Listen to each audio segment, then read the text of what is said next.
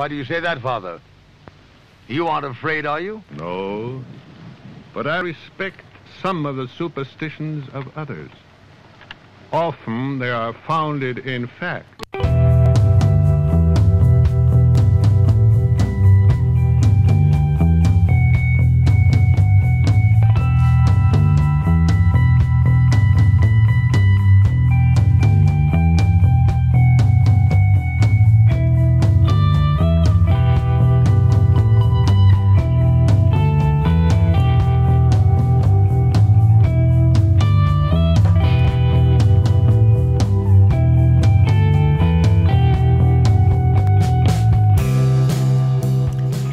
Broadcasting live from our Sanctum Sanctorum in Venice, California. I'm Krista. I'm Kristen. And we are the Sixth Sense Society. Welcome to another episode of the Sixth Sense Society. And we apologize for not being on the air last Sunday, but I may have been cursed. So we'll know by the end of the show. I had a small accident, so everything's cool now. We're going to, before we get into our show tonight, which is all about curses, we're going to talk about some famous curses, symptoms of being cursed, and remedies. Let's go over the cosmic weather for the week of April 7th through the 14th. Sunday, tonight, we have a waxing crescent moon in the sign of Taurus. And also today, the asteroid Ceres goes retrograde in 14 degrees Sagittarius, 16 minutes. And it's joining, Jupiter is joining her on Thursday, the 11th, going retrograde at 24 degrees Sagittarius, 21 minutes, 5 a.m. Pacific Daylight Time. So they're going to be in the same sign. I think Ceres is through July 18th, it's retrograde, and Jupiter through August 12th, but they're not going to form any aspects. And then finally, Friday, we have on the 12th, the first quarter moon is in Cancer, 22 degrees, 30 minutes at 12:06 p.m. So I did want to briefly talk about especially Jupiter retrograde in Sagittarius, as that is in my chart exactly. So I have Jupiter in Sagittarius retrograde in my midheaven. And so I have a lot of personal experience of that. And it's really helpful to know the difference between a retrograde planet and sort of a regular direct planet. And I wish I'd known when I was younger, because I like this one site called Pathways to Ascension. It talks about the esoteric view of retrograde. So not only is retrograde a chance to be more inward and subjective, but it is also breaks time barriers. So you can go back and forth into the past, and you can also go into the future, depending on what kind of planet is retrograde. And some believe you're multidimensional. So you can start having memories from other past lives, and they can seem really real in this lifetime. So I like that. And the thing I wanted to emphasize about Jupiter tonight being in retrograde is a lot of the articles, Kristen, I've been seeing, they all talk about Jupiter being lucky and a good planet, but they're missing a very important part of Jupiter, which is it's connected to wisdom. And Jupiter loves to learn and is associated often with philosophy and religion and spirituality. So I feel like that really, and that inner journey, the retrograde going inward, and also finding your own truth, and not necessarily following someone exactly. I know that's true about Jupiter retrograde in Sagittarius, because that has been my whole life. And when I read that, I said, oh my God, that's just so accurate. You know, it's the journey inward. And this is a great time for you to go inward spiritually, or even philosophically, or look at your ideals and see what you really think about it and what you have learned, and reflect on it. And you may find you have some realizations and real, aha moments.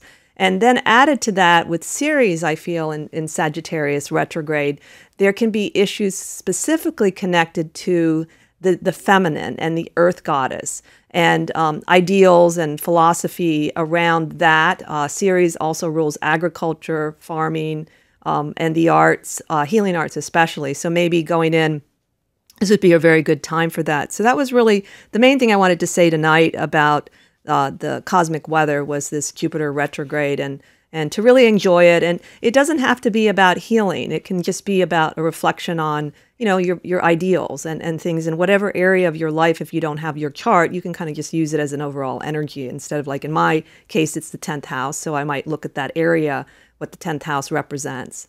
So what would you like to add about the cosmic weather tonight?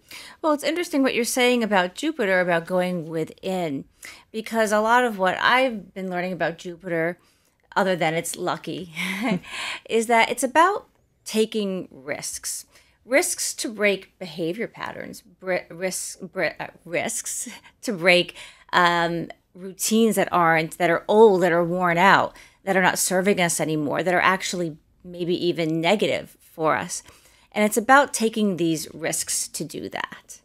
So it is very appropriate to say it's about going within, because if you're not willing to look at yourself and see what needs to be changed within yourself without blaming other people, but to really look at yourself and have that deep conscious awareness, that's when the gifts of Jupiter can come in. It's not just, yay, Jupiter, so we're all going to get expansion. It really is about going within, taking a risk on yourself.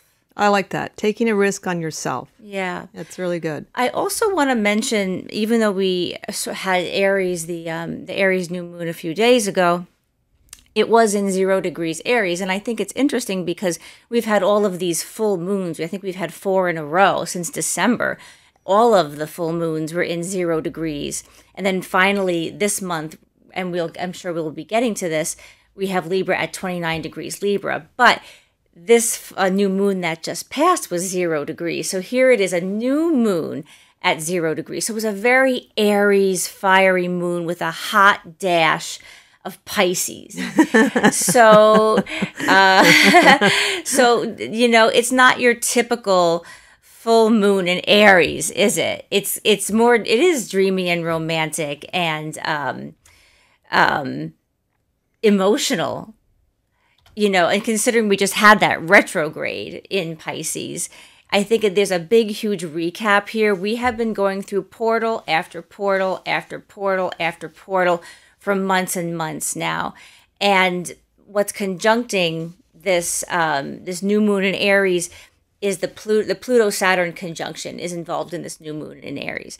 Now, as astrologer Rick Levine says, what's the most important astrological event of 2019? Well, it's the Pluto-Saturn conjunction of January 11th. And now, Kristen, you like to watch him too, so we both know, which is so interesting. And so everyone's like, no, we mean this year. He goes, yeah, it's the Pluto-Saturn conjunction on January 11th in 2020. So it's basically everything leading up to it. Right. And folks, it's game on. And this is why. Saturn's about to go retrograde. It's not retrograde this week, but I think in a week or two it's going to begin to go retrograde. In this full moon, Saturn and Pluto are getting as close as they possibly can get before they're going to conjunct on January 11th, 2020. So this sort of like leading up to that, we might want to consider what's happening now, what's been happening over the last few months, because there's going to be a huge link between this time as we go retrograde through Saturn and January 11th. So what patterns, again, are we breaking? What new goals are we trying to attain? Where are we manifesting? What manifestations haven't been working and why? What's going on in our lives? What seems to be slipping away that we're trying to hold on to? What do we wish we could replace? But the universe keeps saying, no, you're going to stay here. You're not going to replace that. All this stuff. It's great to be aware at this time and just know that it is game on between now and that conjunction on January 11th. Mm-hmm. It is. So if you're feeling it, you're not crazy. And this kind of goes into our curses, I think, actually, feeling energies. You're not cursed. We're just leading up into Saturn conjunct Pluto. And it really is game on. I don't know how to say it. There have been so many torches that have been passed between Chiron going into Aries, Uranus going into Taurus, all these 0 degree, full moon. I mean, it's just one thing after the other. And we've got retrograde season coming in hot. So it's a time to be just aware and taking care of yourself physically and meditate, even if that means simply breathing to quiet music 5 times a day. 5 times a day actually would be great. But if it's 5 minutes a day, then that'll be good enough too. So. And maybe because of the series, it's nice to go out and do some spiritual practices in nature. Yes. So enjoy that. Awesome. So before we start our show, Michael, did you have anything you wanted to tell us about upcoming programs? Yeah, guys, we have some really great shows coming up over the next little while, and I'm super excited.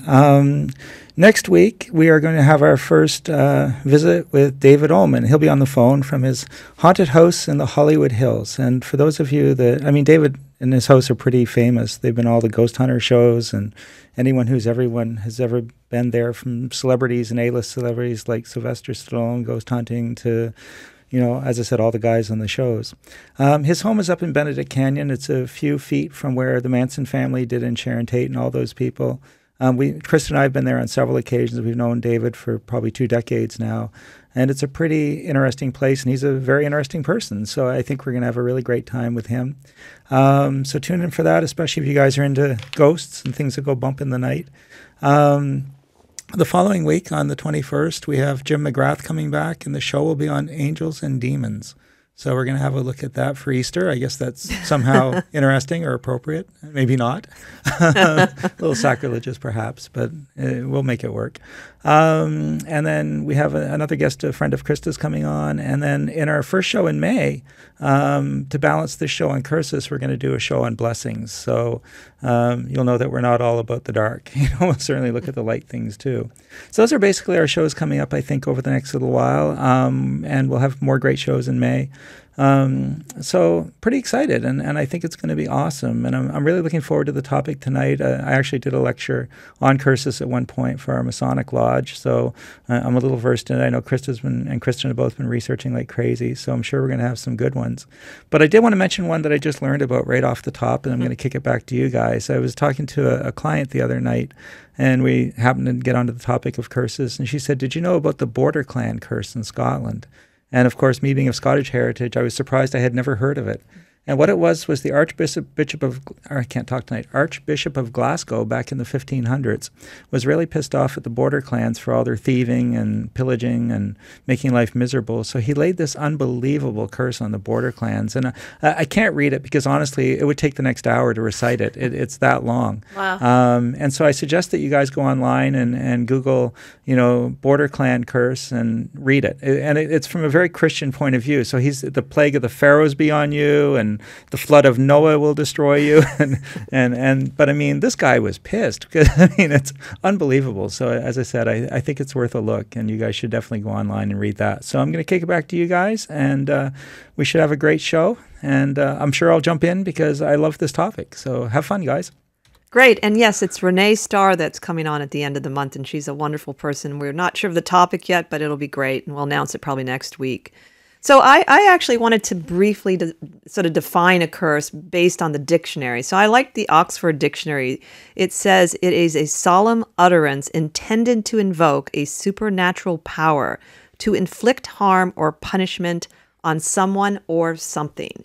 And the other definition came from the International Standard Bible Encyclopedia. And I'm not going to read it, but what they say in it is that it's not just considered to be a wish. The curse itself is considered to have the power to have the effect.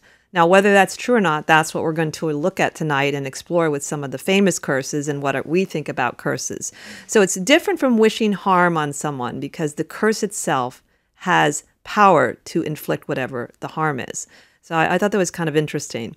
So that's a little definition, but I thought we'd break it up into sort of 3 parts. We're going to talk about some famous curses, talk about symptoms of cursing, and finally, of course, remedies for cursing. We don't want to leave you hanging. So I would like to start with a famous curse. And did you have any famous curses you wanted to talk about, or I'll jump right in? Jump right in. Okay, so basically, you can in all cultures there are curses, and I'm not going to go over all the details. I'm going to go over probably King Tut's the most because it's probably the most fascinating. But in the Bible, there are tons and tons of curses, and I knew that the Old Testament God cursed a lot, but I really had not realized how much. And the word curse is used. So we have, of course, he curses the serpent. He curses women. he curses, in the Cain and Abel story. And then there's, I forget which book it is, but there's a book where it says at the top, cursings and blessings. Wow. And there's tons of different curses. And so usually because I'm a tarot reader, nowadays I always think of more like pagan curses. And really, curses go way back in time, and Christianity has some really, really evil curses. So that's one. Also, besides the Bible, this is just an interesting aside that I discovered. It's called The Curse of Scotland. And evidently, it's the card, the Nine of Diamonds. And it's supposedly cursed for a couple of reasons. One, it was the playing card used by Sir John Dalrymple, the Earl of Stair, to cryptically authorize the Glencoe Massacre. And you have to look that up because it's pretty awful, It was against the Highlanders, and supposedly he wrote on the back of the Nine of Diamonds, and that was why this is a bad card. And then there's another reason given is that the Duke of Cumberland is supposed to have scribbled the order for no quarter, which was to hunt down the supporters of Bonnie Prince Charlie, on the back of the Nine of Diamonds, which, by the way, the Nine of Diamonds equivalent is the Nine of Coins. Right. Not the Nine of Swords. Interesting. Yes. I thought that was kind of cool. There's some other stories too, but those are the two most popular. So that's called The Curse of Scotland. And I just thought that was a funny one. I'd never heard anything about that. Then Michael might want to comment on this one. We have, of course, a presidential election coming up in 2020. And even though it seems like the president's curse or Tecumseh's curse was broken by Reagan, we're not completely sure. And that curse was basically laid on by Tecumseh's brother, Tenskwatawa.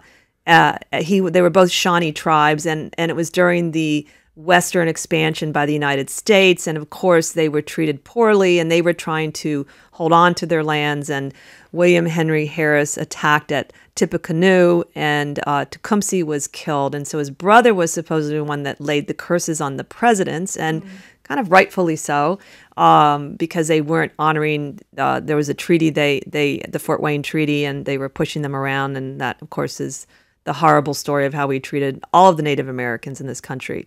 So it was, I think it's anything that ends with 0. Any year a president has died in office up until Reagan. But as we know, Reagan was almost killed. Yes. And even George W. Bush, evidently there was 2 times. One was a grenade that was thrown at him, but it didn't go off, but it could have. It was actually armed. And then he almost choked on a pretzel, I read. Oh. So they both kind of made it through. So we don't know if that means the curse is done, or in 2020 would that put the person at harm. So I thought that would be... Yeah, just to sort of elaborate on that too, the curse was any president elected in a 0 year would die in office. And historically that's been the case, whether it's Roosevelt or Kennedy. Harding, I think. So all of them since that time that were elected in a 0 year. And as you said, Reagan actually was killed in a sense. His heart stopped, and he was revived after a couple of minutes, so he was dead for a couple of minutes. And then with George W., as you said, he escaped rather unscathed. So either one of two things. It's sort of over the centuries, the curse has started to weaken. And we can talk about how to sustain curses and how difficult that is. But the other possibility, especially when it comes to George Bush, of course, is a lot of people thought that he really wasn't running the country. Cheney was. And remember, Cheney had his massive heart attack and had to have an artificial heart put in. And if you actually were to, he has to wear a medical bracelet, because if he is unconscious and they look for a pulse, they won't find one. An artificial heart doesn't create a pulse. And people would think he's dead. So he's kind of like a walking zombie. So it's really fascinating. And 2020 will be very interesting to see what happens and if the curse is still a part of American politics. But it is definitely peculiar, and it definitely is true that every president in a 0 year that was elected has never survived in office. You know, they've always died in office. Yep. There was one comment somewhere, I forget the man's name. He said that in every year where the presidents died, Jupiter and Saturn were conjunct in Earth signs. So I was going to see that it could have been also astrological, that they were prophetic. Yes. And there is a prophetic curse where you're basically prophesizing that this is going to happen, this horrible thing. Right. You're not really laying the curse down. And so someone thought that they knew about this, and that's And his brother, Tecumseh's brother, was a prophet. He was very much a mystical Native American. So I thought that was interesting. So probably the most famous curse is connected to King Tut. And I've never really honestly looked at the details. I just knew that, people had died and who opened the tomb. And when you look at the details, it really is creepy. So it's not just that they die, but the most famous one was Lord Carnarvon. He was the chief financial backer on many of Howard Carter's excavations, and he was the one that discovered King Tut's tomb. So, and he was one of the two who opened the tomb. Now, he didn't believe in the curse. So someone had asked me on my Facebook page today, is it because you believe in the curses? In the case of King Tut's, a lot of the people that die actually state they don't believe in the curse. That's another thing that's a little creepy about it. Right. So anyway, if you're cursed, say you believe in it. Yeah, and I guess maybe... I don't know, maybe on a subconscious level they do, but he died from a mosquito bite that got infected on his cheek. And when they did an autopsy on King Tut, there were similar lesions on his face. So that was the weird creepiness. Mm-hmm. And then when he died, Carnarvon died, all the lights in his house blew out with no explanation. And I read another account that said all the lights in Cairo went out. So I don't know which one is really true because there's a lot of mythology.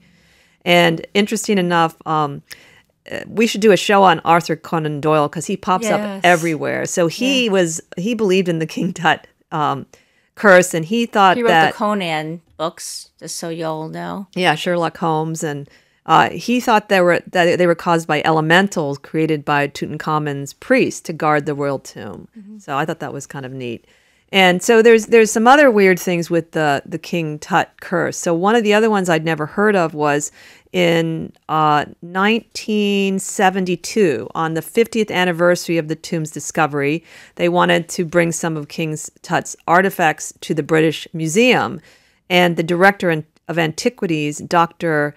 Meraz, he handled the objects and died the night after he handled it. And then it was also a mosquito bite that killed him. Interesting. But his last words were supposedly, "I see him, he calls me to him, he comes to take me," like he saw something. So that one was interesting. And finally, the last part, there's a whole bunch of stuff with King Tut, was the airmen that were carrying the artifacts at that time. They fell victim to the curse. 3 of them had heart attacks, but the strangest one was this one fellow kept having a heart attack every year on the same day that they had flown the relics until he finally succumbed to it and died. Wow. And to me, you'll see the skeptics. It is harsh. And you'll see the skeptics say, well, not everybody died, but the way they died and some of the details, I don't know. It's very strange, I think. Yeah, absolutely. So I say, go look at some of the other things that, about the King Tut's curses. I did want to mention where I did get a lot of this information because they have other Egyptian things. It was from an article by Tamar Alter-Burma-Kayan, and it's called "Disturbing Instances Where Ancient Egyptian Curses Seem to Come True," and it's on Weird History's site. I can put the link in our afterwards under our YouTube video. Mm-hmm. So that's a little bit about famous curses. Did either of you want to add anything to that? No, I mean, I think that it's really fascinating, the curse stuff. And, again, these things are just peculiar, and there's no doubt that it just seems to defy statistical probability. What are the chances that all of these people involved with this? I know one of the other curses that we were going to mention was the Jacques de Molay curse, and I know you were researching that one as well. So you might want to give us a quick insight into that one. I didn't write all the details, but I remember most of it. So, Jacques de Molay, he was the glass grand master of the Knights Templar.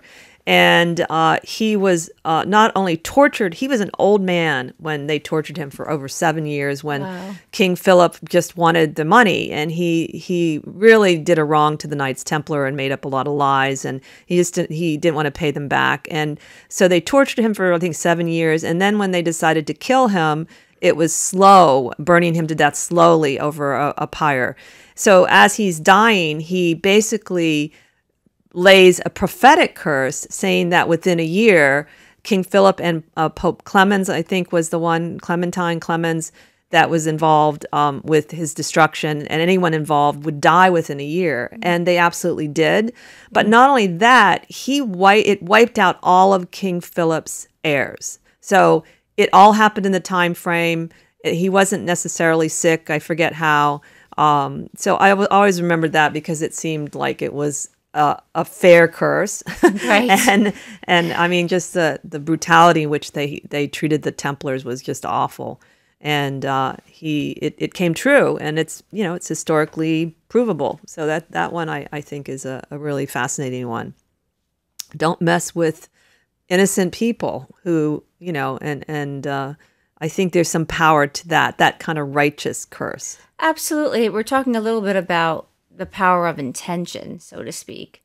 Manifestation are words when you really believe something. Being able to manifest it. Yes. Which we all have. We do. And I'm sure he was pretty angry, which Absolutely. seems to be one of the fuels of curses, is anger. You have to get really, really, really angry. Because that anger forms like a energy, a very, very powerful energy where something can really happen. I believe that. Absolutely. Yeah. Well, that's actually one of the things about curses that's really interesting is that the energy it takes to create one. And one of the things that we've noticed is that there's sort of different types in the sense the King Tut one was to protect the king. And so it was more of a protection spell, really, more than a curse in that sense, that it was trying to protect the king. But a lot of them, it's really that primal anger. In the case of the native curse, again, his brother had been killed, his village had been wiped out. It created this really primal anger that I think generated the energy to be able to do that. In the case of the Knights Templar curse, again, that same kind of, righteous indignation and deep, deep loathing anger at the injustice and so forth of everything. And I think that it needs that kind of energy, I think, to really be effective. And I think that's probably a good thing. Otherwise, I think we'd be going around cursing each other all the time and the world would be a real mess. So it's you have to be angrier than if someone steals your parking spot. It has to be a very deep anger. But I'll tell you a quick personal story was when my first tarot reading, many, many years ago, and Krista and I have done 23 or 24 years almost of this now. But I sort of said to God, I said, look, it's my first time doing a reading for someone. Please send me something easy. And it ended up being the first person that called was this woman going through this horrible divorce, and it was this total mess. And I'm like, oh, dear God, please don't do this to me. I don't want to do it. I wanted something easy, my first one. So before I'm supposed to meet her, this guy calls, and he wants to get a reading. And I think, oh, thank God, it's going to be something easier. And so I get there, and it's this guy from the Middle East, I think Saudi Arabia, whose family has been placed under this curse by this woman that's worked on it for years, and his family's going through all this suffering. And I'm thinking, God does have a sense of humor, and he doesn't like to be talked to, because obviously he's making me pay for this. So I talked to him about curses and how to break them and maybe some protection kind of stuff. But in his society, it was interesting. He almost felt powerless, that he wasn't really allowed to protect himself. And so it was really tough for me to come up with a way to help him. So finally, I said to him, look, we believe, especially if this woman has done this just for money, for a rival family, that, kind of what goes around comes around, and the karmic backlash for that has to be substantial. And I would think that she'll suffer ultimately for doing that. He said, well, as a matter of fact, she just had her leg amputated with gangrene. And so it was my first brush with real curses, in that sense. And I believe he was telling the truth. So fascinating stuff, Yeah, I think culturally there are certain cultures that take curses more seriously and actively, and certainly Middle Eastern cultures, it is like a legitimate thing. They're not just saying it in their head. I did want to add that I did forget to say what Michael's right on King Tut's tomb. The reason for the curse was for disturbing the tomb, and that was the theory that there's supposedly inscribed near the door, "Death shall come on swift wings to him who disturbs the peace of the king," which I don't even know if is true, but that was the reason. They're trying to protect the body, and I wanted to add that it does seem like the people that disrespected the culture and had that intention, as you were talking, were the ones that died. They didn't believe it. They poo-pooed it. And I'm like, the Egyptians were so really serious about their dead and the rituals around it. And I think that disrespect was part of the reason. If you have people vehemently who feel disrespected and humiliated, and it's a huge circle of people in a culture, they all, even if they're not intending to put a curse, that collective energy will create it. Right. Like a thought energy or a thought Yes. form. And so I think that we've done enough about some examples of curses. What I'd like to sort of talk about now are how do you know if you're cursed? And what do you think about that, Kristen? How do you think people would know they're cursed? It's interesting because I was having this conversation just the other day with someone, and I kind of was having this conversation, and I was like, I think so-and-so might have cursed me. And I wasn't even thinking of this show at the time, I have to be honest. And then, it came back to me today when I was preparing. But I had this feeling that an ex-lover has cursed me, someone from 5 years ago. Mm-hmm. And this is a person, Italian.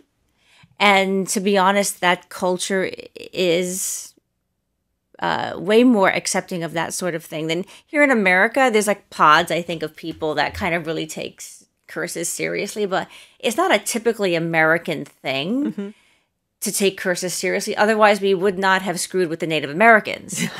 Yeah. So how did I know? Why did I say that? And that's an interesting thought. It's an interesting question. I was thinking this person really, they kind of were instigating the breakup. It was sort of mutual, but it was because of things they had done. And something he said at the end about, well, I'm going to keep your number. And, when it's time, I know. There was something about that rang back to that, where it kind of felt, and he had some psychic friends and that would advise him. And it wouldn't surprise me if he said something 5 years ago, like, keep her protected away from all others until I can blah, blah, blah, blah. Mm-hmm. And it has to do with how things have gone in my life romantically. And some people might say, well, yeah, you live in a big city, you're having trouble dating. Yeah, the apps stink. Why would you think that you're cursed? There's just some sort of gut. So literally, I asked a psychic friend of mine, can we look into this? I'm just curious if because there just seems to be an added layer of some sort of discontentment. It's emotional. It's not just, I've been out on a bunch of bad dates. There's something that feels like something feels wrong. And so I know that seems odd to say, but there's something about a feeling that you just have, that people can give you evidence. You could say, well, I think I'm cursed. Well, this is logical why it wouldn't be a curse. Sometimes you just know. I mean, what do you think about that? I was reading about this. One fellow was talking about different kinds of curses, and one he suggested was the binding curse. And it prevents you from doing something. It makes you, it blocks you. So maybe it's a little more subtle curse than there's one that's like a mayhem curse, where basically your whole life is like a horror movie. It's like one really bad thing after another. I said, I'm glad I don't have that one. The shadow really is following you. Right. It's like so maybe it's kind of a binding curse in your case, because it's kind of blocking you from being able to go forward in that life, in that area of your life in the way you want to, even though you do the work and you do magic. And so, I think he also did say, if you just go in deep meditation and really relax and just ask yourself, do you really think you're cursed? And I've been very optimistic about curses up until, maybe about 8 years ago. And I'm not typically paranoid about curses like a lot of people are. But I have come to think that, I'm not important enough to get a really serious curse, but I am in the metaphysical world. And there's a lot of petty feuds. There's open witch wars. And you never know who you might just, do something or say something that you might have something that's a minor curse. Or I do think there can be kind of like past life curses, personally, where something comes back maybe at an astrological moment that's connected to a past life event.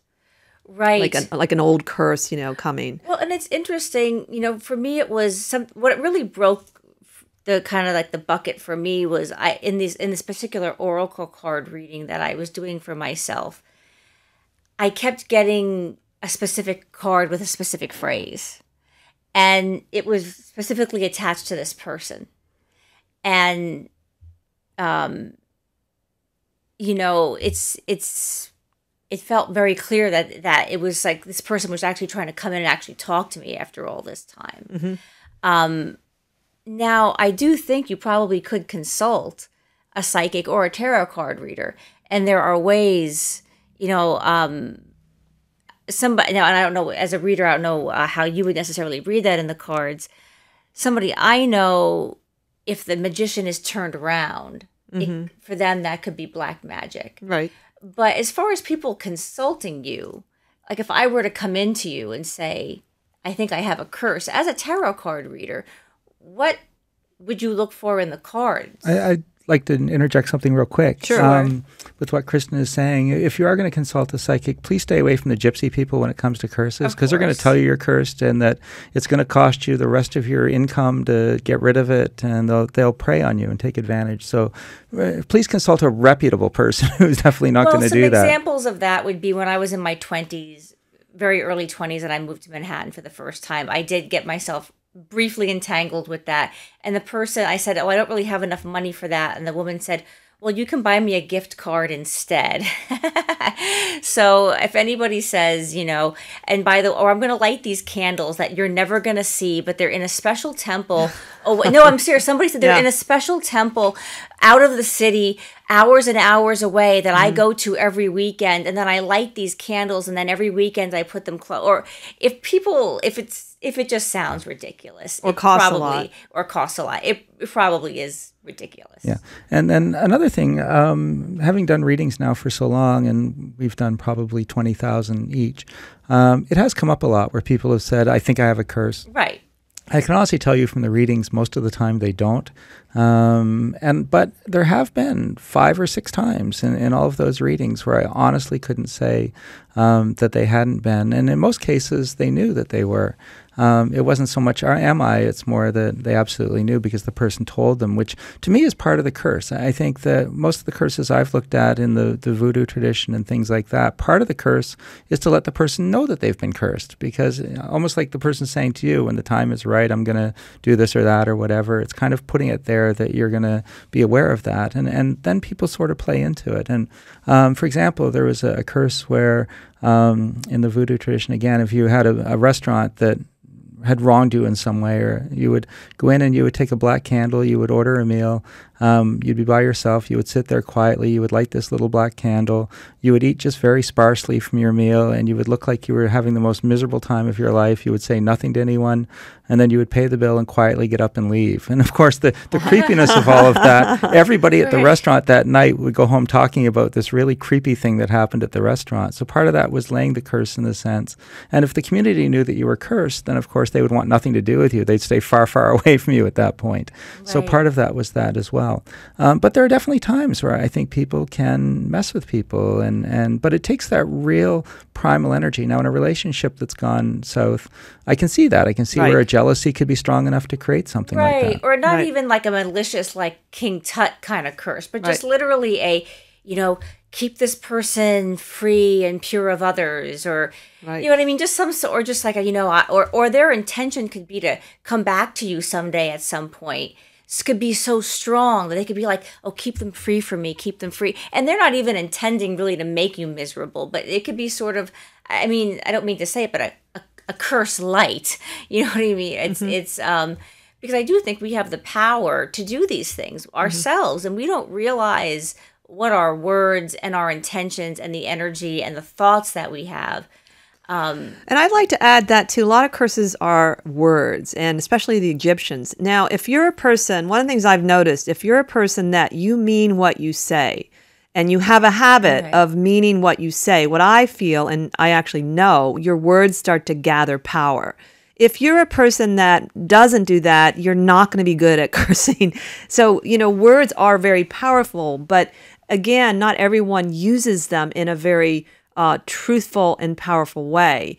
And so to me, that's part of being able to curse verbally, and that seems to be one of the most powerful ways to curse, actually. Right. Now, there are some symptoms and signs, some of which I've heard before, like finding creepy things on your doorstep. There are traditions that will leave things on your doorstep, symbols on your house that you don't recognize, animals acting very strange around you, suddenly getting kind of wild and uneasy. Though sometimes that can be my bad mood too, because I once had a dog kind of avoid me because I was in a bad mood. It was pretty funny. My cat acts crazy all the time. Maybe I really am cursed. Well, cats, I think cats are very magical. They're very sensitive. And then like maybe suddenly all of your house plants die for no reason. Infestations are supposed to be a sign of curse. Let's say that you suddenly have like a lot of bugs, like out of the blue. Some people get worse things than that. And that can be a sign of dark magic. I've heard that in many traditions. You can also, this has happened to me, seeing someone curse you in your dreams. But in my case, it wasn't anybody I knew. And that the trouble with the dream world is it isn't, even if it's someone you know, they can have taken on that shape of that person to kind of mess with you. It may not be that person, so to kind of dig a little deeper. Well, that's what it was with this little thing that I'm talking about. I actually was doing an oracle reading on a separate person.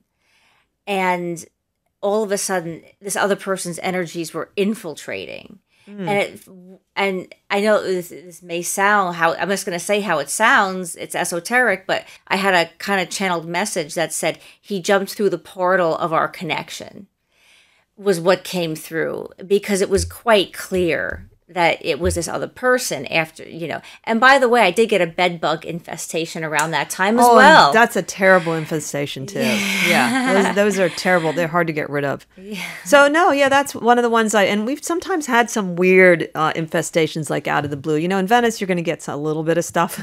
But we have lots of energies here, that's for sure. So the other one that I thought was kind of interesting is Will-O-Wisps.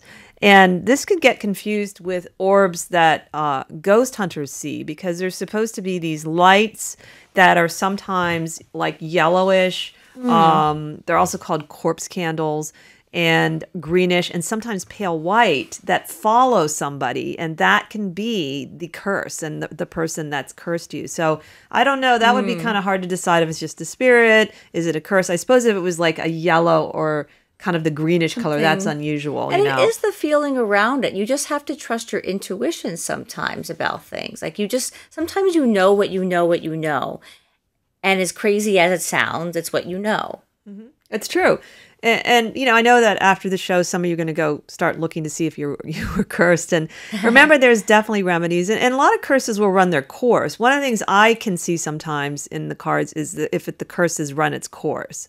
And it'd be too long to go into how I do that, but I can kind of see. And a lot of times I kind of define it, and up to this point, I've been looking at it more as like negative energy directed seriously against someone. That's how I see it in the cards. I might start looking for something a little different than that with the curses. But, a lot of times it will naturally run its course too. Not all curses last long. And again, you think of the Egyptians had an enormous respect for magic, and they were a culture of magic. We don't have that anywhere anymore like they had it. So they probably were more powerful in a lot of ways with magic than any of us really, because the whole culture believed in it, and they worked with it. One of the things I found, this is kind of fascinating. I'm sure a lot of you are going to do this after the show. Is there was a fellow, Neil Jansen. He had an article, The Easiest Way to Break a Curse or Hex and Keep It Broken. And it's on exemplar.com. So he has this technique of determining just how likely you're cursed using a playing card deck. Interesting. And so I tried it. and I supposedly I'm 66.6% chance I was cursed around what I was thinking I was cursed around. So basically, I'll run through it really quickly so you can sort of play with it and see. And again, don't take it all, to heart. It has to resonate with you a little bit. And you have to kind of feel first, you've been thinking about, why am I always having this situation in this one area? Not just suddenly, out of the blue, I'm cursed for no reason. So usually people really do have a particular thing that they're looking at, whether it's their love life, their finances, their health, that just can't go away. It keeps coming and coming no matter what they do. Right. So I'll go over it quickly because it's really easy. You get a playing card deck, anyone, you take out the jokers, and you shuffle the cards very slowly. not like you would normally, and don't make a lot of noises like, sort of really loud noises, kind of gently shuffling it. And as you're shuffling it, you're thinking mindfully about why you think you have been cursed. And after you feel like you've shuffled it long enough, you basically focus on your question at the end is what is happening to me the result of a curse. You stop shuffling and then you put the deck down, face down, and in front of you. And then you're going to have 3 different piles. And one by one, you take cards out and you turn them up. And you either stop when there's an ace or you reach the number 10. And you do that 3 times. So you're going to end up with either 0 or up to 3 aces. And you count it. So if you have obviously 0 aces, you're not cursed at all. 1 ace is 33.3% chances that you're cursed, which means someone might just be thinking about, it's not really going to do it. If you have 2 aces, it's 66.6%. That means they acted on it. And then, of course, if you have 3 aces, you're really doomed. So I think it was I don't know where he got that. And what's interesting in the Kabbalah, the aces are part of the middle pillar. And Michael and I use the middle pillar to look for truth. And so that kind of agreed with it. And you can use the tarot cards if you take out the major arcana. But I also took out the princesses so I'd have the exact amount of cards percentage-wise and not have 4 extra. And so even though he didn't suggest that, I think that would be good. And I think it's probably better, personally, having done it once, to have a clean deck. Like not one that you've been using, like for me with other clients and stuff, because it might have their energies in it. So maybe just a deck that you only use to check on that and you clear it and you don't use it for playing cards or games like that. But, try it and let us know what you think, if it worked, if you think, it seems meaningful to you. But again, you're using the card system because you have an issue that just won't go away. So to just think you're randomly cursed to me seems a little absurd in life. It's sort of like, right, of course, you gotta have some kind of symptoms going on, right? Right, exactly. But I mean, I think and there's a difference between like a big mad curse and like someone who just had an intent, like a negative intention towards you, which is different from a curse. I think a lot of us are experiencing someone's negative intentions towards us, and it's not as detrimental. You're not gonna die or get a heart attack or any of those other things. But you do want to be aware of it because you do want to protect yourself from energies that may not be, productive. Another thing I just wanted to interject real quick is a part of the methodology of curses, again, is how they attach to us. And one of the most significant ways they do that is through guilt. And so for me, again, the idea of not feeling guilty about things. Now, you may be totally innocent of whatever you're accused of by the person cursing you, but I feel guilty for stealing an apple from the grocer when I was a kid, and I still haven't made peace with that. So it's super important to kind of make sure that you know that you deserve happiness, you deserve love, you deserve success, that you don't feel any sense of guilt or shame or anything from anything in the past. And that's you sitting in a hot bathtub with a glass of wine and a candle and just going through your psyche and trying to make sure that you reinforce those positive energies. And one of the things I don't know if you guys know, in Catholicism, there was a method for protecting against curses, and that was the absolution of sin. If you did something wrong, you were supposed to go to confession and do a penance, and then you were not supposed to feel guilty anymore since you'd made peace with God. And that whole ritual was actually designed to protect people from the evil eye and from curses, and by alleviating the guilt, which would then kind of give them the armor to be safe from the curse. So even in Christianity and in Catholicism, you see this mystical aspect that probably most Catholics don't even know that that's why they do confession, is that it protects them from the evil eye. Well, in this great book called Spiritual Cleansing by Dreja Mikaharik, he said you should definitely get holy water or consecrated water from the Catholics because they know how to do it. It doesn't matter if you're Catholic, he says, they just know how to do it. And I do have some. I have a friend that gave me some holy water and I think also some salt that was blessed. And I thought, yeah, they know about exorcisms and they take it very seriously too. So, I think part of the remedy that you use, whoever's made the remedy should also put that energy in of that, I believe that this is going to work. I'm putting my full intention on it. And it's interesting. There's just a lot of things connected to curses that are connected to Christianity and Catholicism. There's a church not too far away from me where I was there with my parents a couple months ago, and they actually have holy water out for anybody to take. They've got like the regular tabernacle where you can dip as you're coming in or leaving, but they actually had holy water in a spout, and you could bring. That's cool. And it was really, because I've been meaning to go down there and get it, because you could get it in a spray bottle, or like in a little, and just have it around your house. Yeah. It doesn't matter what, we're all diverse. We're embracing diversity now. It can be any religion. You don't have to even believe in God.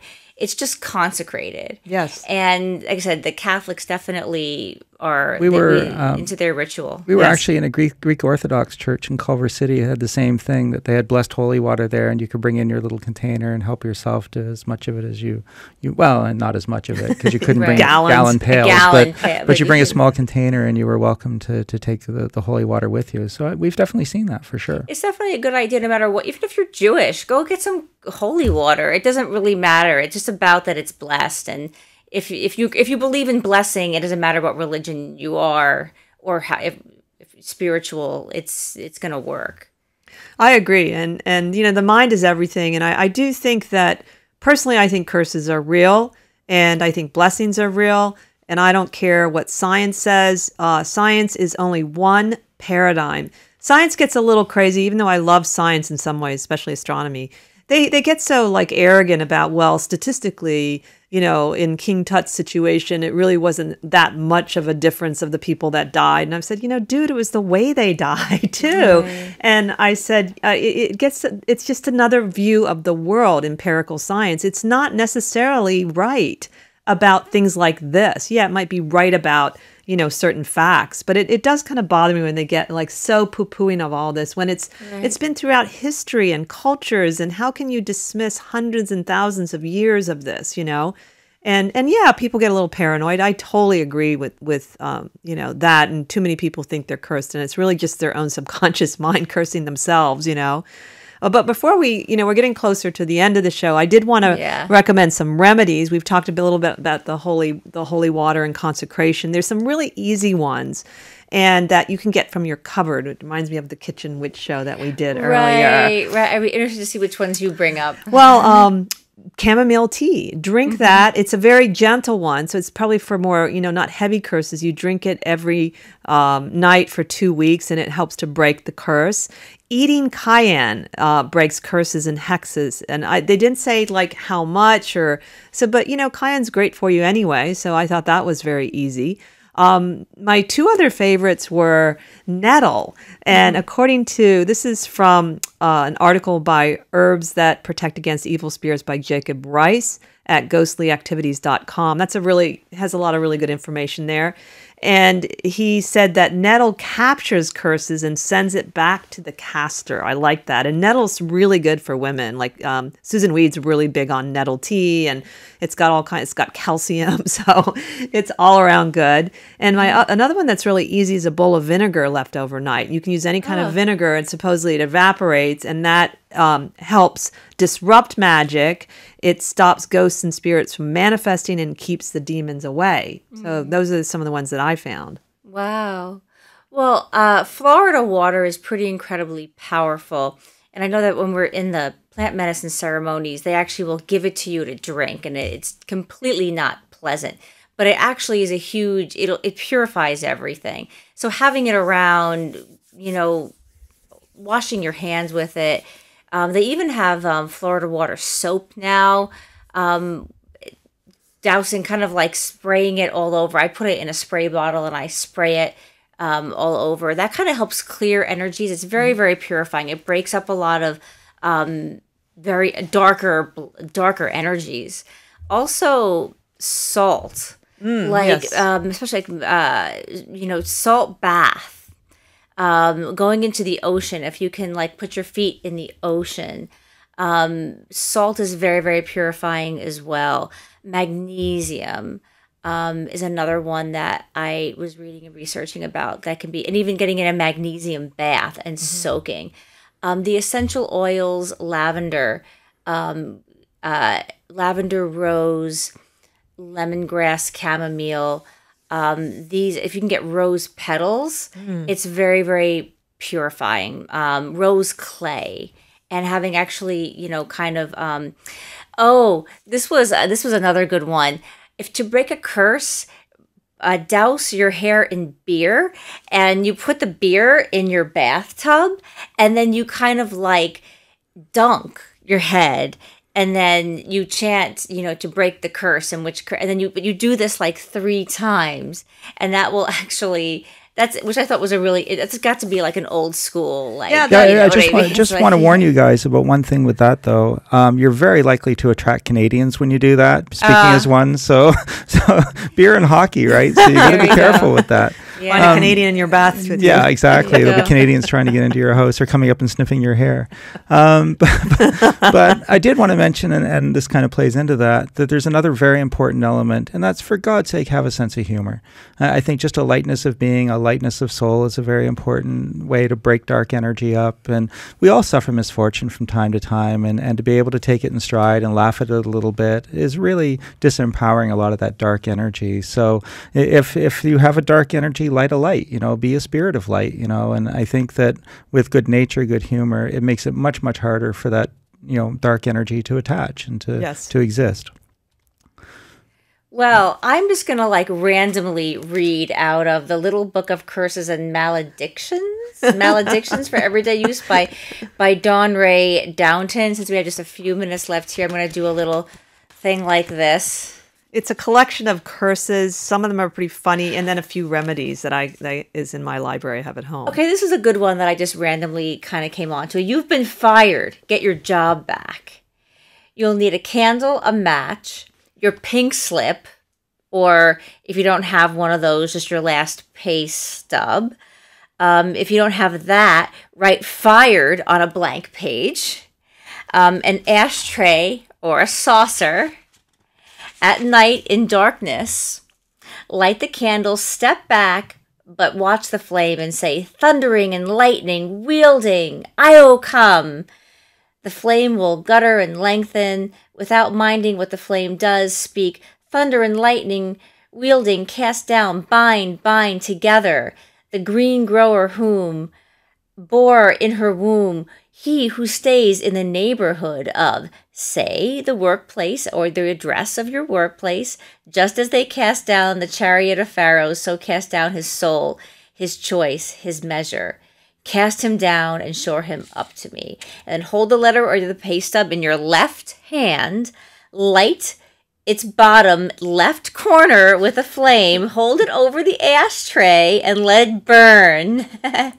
Now, too, bind down, bind together this ruling. Let it overturn. Let it fall apart. Let it stay and let it stop from his hour and his day forth.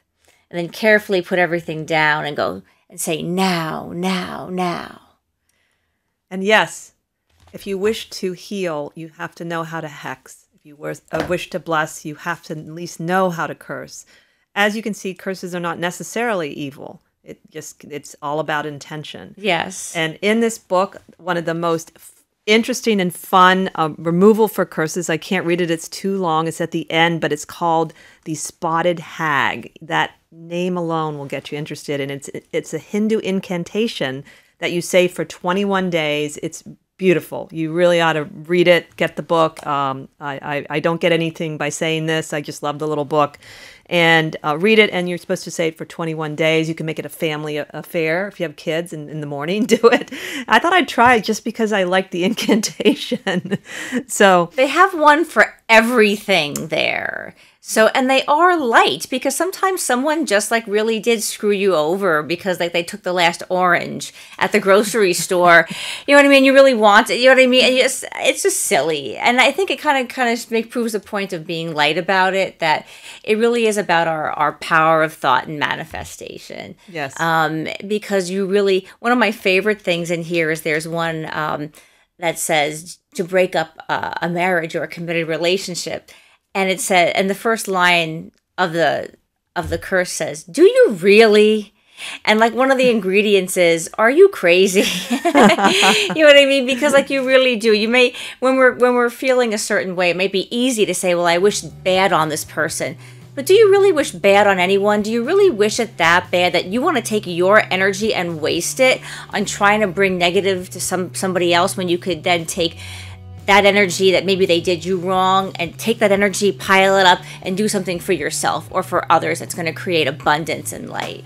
Yep, very good point. So thank you for watching. Please subscribe, like us, leave comments. We really love you, and we look forward to next week. Have a great week, everybody.